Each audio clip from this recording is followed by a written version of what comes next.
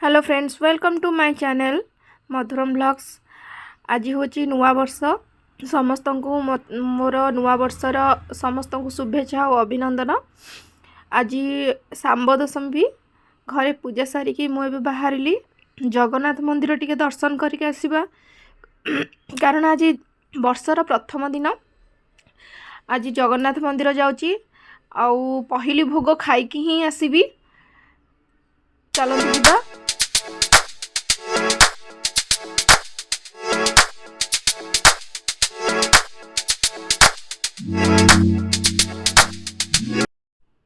आमे हूँ एवं जगन्नाथ मंदिर पाखे पहुँची गलु। देखो ये हूँ जगन्नाथ मंदिर। चलते एवं जगन्नाथ मंदिर भीतर को जीवा।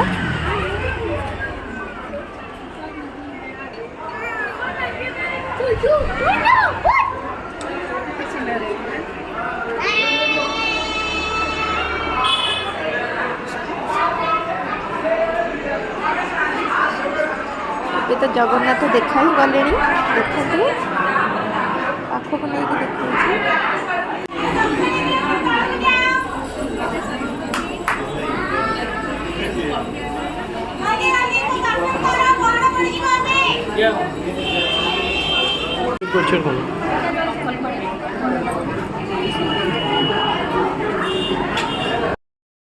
दीप भी लगेदेली, पूजा भी करदेली। चलतु मैं आउ थे भल से देखे दूसरी जगन्नाथ प्रभु को।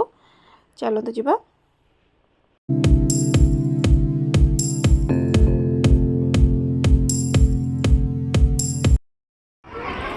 एबे चलतु जीवा प्रसाद पाइबापी, कारण जगन्नाथंकर दर्शन भी सरीगला भलरे भलरे, पूजा भी हो गला। एबे जीवा जगन्नाथंकर पहली भोग माने प्रसाद खाइबापी। आमे भी जाइकी लाइन रे ठिया हो जीवा।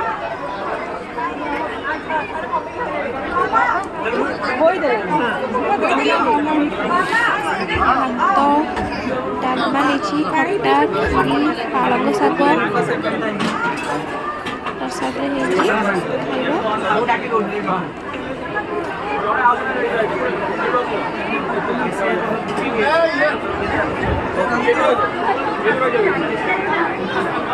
और ऊपर से हेलो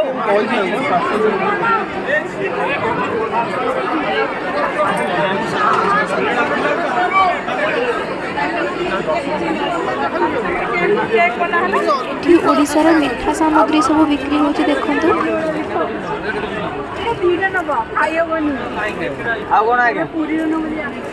छेनापोड़ अच्छी नहीं, छेनापोड़ नहीं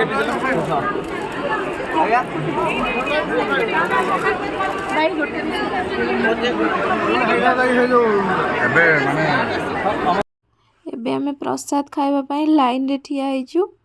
बहुत भीड़ भी अच्छी। आमे टिकेट धरी लाइन रे ठिया होइछु। बहुत बेर जोर भी भोक लागिलानी।